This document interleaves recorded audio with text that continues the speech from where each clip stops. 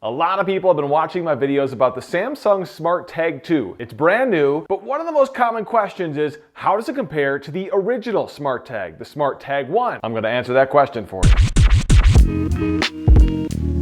Check it before you wreck it. I'm Kirk. Pretty simple stuff here. Side by side, I'm gonna compare the Samsung Galaxy SmartTag, the original one, versus the brand new Samsung Galaxy SmartTag2. We're gonna start with the obvious difference, the design. The SmartTag 1 was square, pretty simple, with a keyhole ring in the corner, that's it.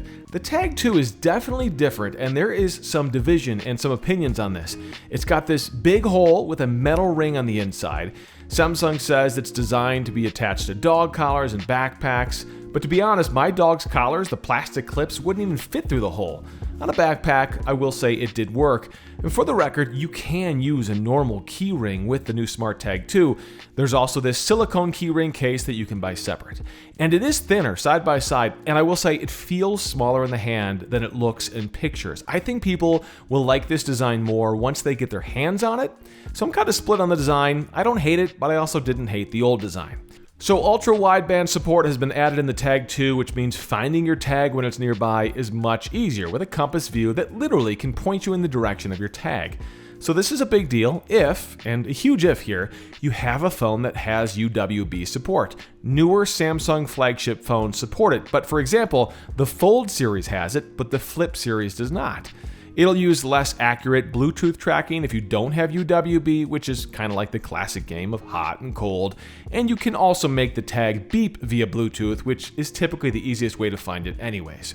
I've got my last two differences coming up, which are the biggest reasons the SmartTag 2 is different. But first, I do want to remind you, like this video, help us out, subscribe to our channel, it makes a huge difference for us. So the Tag 2 does have much longer battery life, and I'm talking a big difference, and it's a huge deal. Up to 500 days in normal mode, up to 700 days in power save mode. The original Tag didn't even have this mode. So compare this to 300 days with the original SmartTag, less than a year.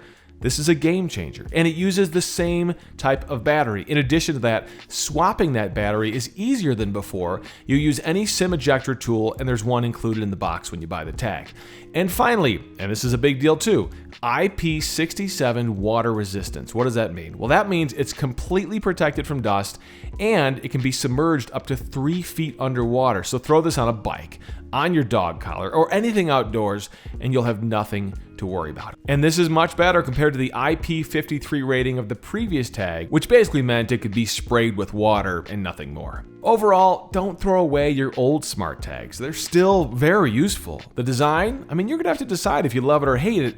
I don't mind it, but in terms of what's inside, I do think this is a worthy upgrade. The battery life alone is worth the $30 price tag, and then you add the waterproof factor and of course those ultra wideband features if your phone supports UWB.